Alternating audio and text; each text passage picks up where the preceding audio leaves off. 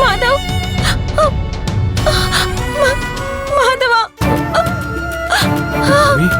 మాధవ్, అమ్మా ఆగు. మాధవ్. ఎస్ఐ గారు, మా అమ్మాయి లోపల ఉంది అల్లుడు గారు. ఓకే సార్, అలా ఇష్టానికి లోపలికి వచ్చి ఖైదీ దగ్గరికి వెళ్ళిపోతే ఎలా? మీకు అతను ఖైదీ, నా కూతురికి అతను భర్త. కటకటాల్లో ఉన్న భర్తను చూసి ఏ ఆడపిల్లైనా అలాగే ప్రవర్తిస్తుంది.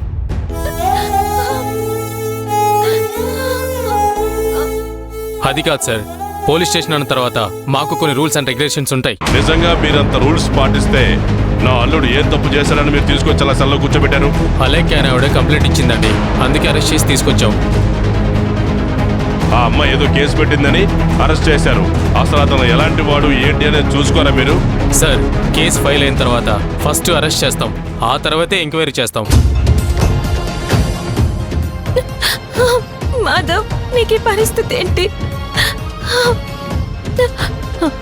ఏం కాదులే మాధవ్, నాన్న వచ్చారు కదా, నేను బయటికి తీసుకువెళ్తాం. ఊరుకో భూమి, నాకేమీ కాదు. మనం ఏ తప్పు చేయనప్పుడు మనం ఎందుకు భయపడాలి?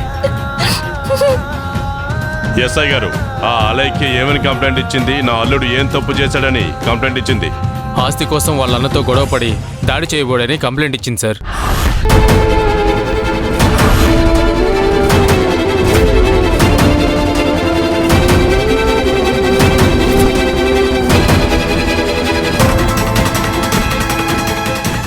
ఏం మాట్లాడుతున్నారు ఎస్ఐ గారు? తన ఇష్టానికి తనేదో చెప్తే మీరు నమ్మేస్తారా? మా అల్లుడు అలాంటి వాడు కాదు. చూడండమ్మా, ముందు మాకొచ్చిన కంప్లైంట్ చూస్తాం, ఆ తర్వాత అతను ఎవరు ఏంటని విచారణ చేస్తాం. అంతేగాని మీలాగా మేము బ్లైండ్గా అతను మంచోడని సర్టిఫికెట్ ఇవ్వలేం. సరే ఎస్ఐ గారు, కంప్లైంట్ ఇచ్చింది అలైకే కదా, ఎవరి దగ్గర మాట్లాడాలో వాళ్ళ దగ్గరే మాట్లాడతాం.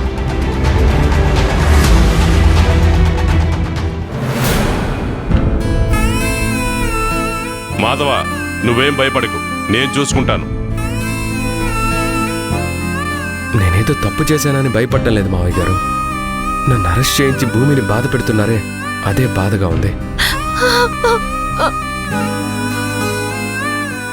ఇదంతా అలైకే చేసిన పని. మీ అన్నయ్య ఎలా చేస్తాడని నేను అనుకోలేదు. ఏం చెయ్యాలో నేను ఎలా బయటికి తీసుకురావాలో నాకు తెలుసు. నువ్వు ధైర్యంగా ఉండు మాధవ. అమ్మ భూమి, ప్రసాద్, ఏదో ఒకటి చేయి ప్రసాద్. మాధవ్ని బయటికి తీసుకురా ప్రసాద్. నేనున్నాను కదమ్మా, నాకు వదిలేయ్, ఏమీ కాదు. జయ, అమ్మాయిని చూసుకుంటూ ఉండు, నేను ఇప్పుడే వస్తాను.